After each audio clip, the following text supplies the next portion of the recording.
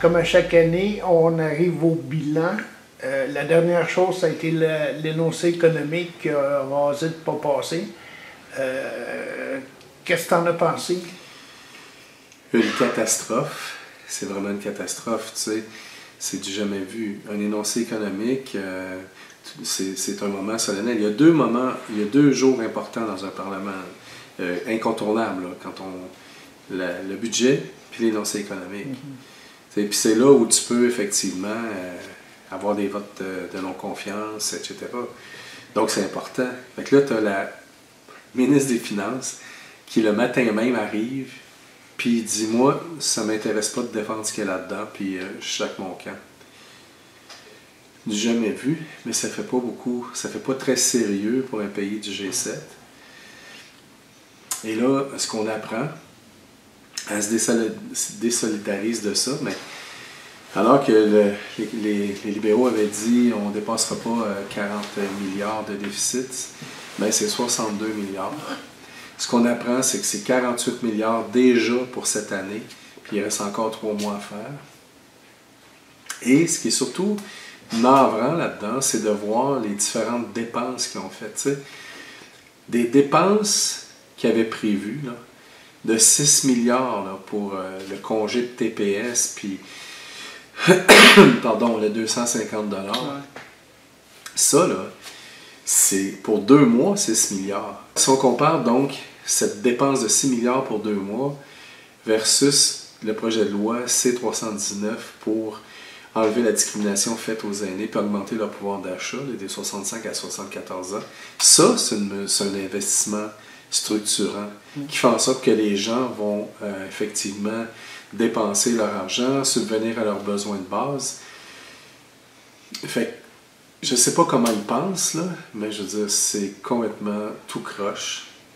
Malgré tout, cette session-là qui était en chaos, le Bloc a réussi quand même à occuper pas mal l'espace à Ottawa. Il reste quand même que le Bloc a réussi à faire avancer certains projets. Tu vas en parler? Bien, malgré que la Chambre là, était un peu dysfonctionnelle, il reste que les projets de loi qui ont marqué la session parlementaire, c'est les projets de loi du Bloc. Qu'on pense à C-319 pour les aînés, qu'on pense à C-282 pour protéger les producteurs sous gestion de l'offre. Bon, qui est encore retardé au Sénat, là, c'est retardé jusqu'en février, mais j'en reparlerai peut-être tantôt. Mais ça, c'est un travail colossal qui a été fait, puis je tiens à souligner là, aussi de mon collègue Yves Perron de Berthier-Masquinongé. C'est un excellent porte-parole d'agriculture. Le projet de loi pour l'exemption religieuse, c'est quelqu'un qui fait un discours qui incite à la haine, à la violence, puis le code criminel dit ben, si c'est sous couvert d'intention religieuse, ben, il n'y a rien à faire. Il est exempté de toute responsabilité, de toute sanction. Voyons donc, il est temps qu'on mette ça à jour, surtout dans le contexte actuel.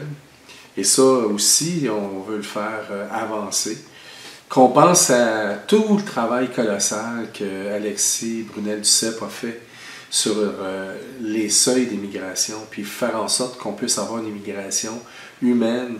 Quand on fait venir du monde, ben, qu'on soit capable de les accueillir comme il faut, puis une centaine de questions qu'on a posées, 3 journées d'opposition ou de débat sur cette question-là, puis finalement, en collaboration avec l'Assemblée nationale du Québec, on a fini par faire reculer le gouvernement Trudeau là-dessus. Et heureusement, parce que là, ils sont rendus à l'évidence. Au début, là, ces gens-là nous traitaient de racistes. Là. Ils essayaient de nous stigmatiser. Là. On pose des questions sérieuses parce que justement, au contraire, on veut prendre soin puis on veut accueillir correctement ces gens-là.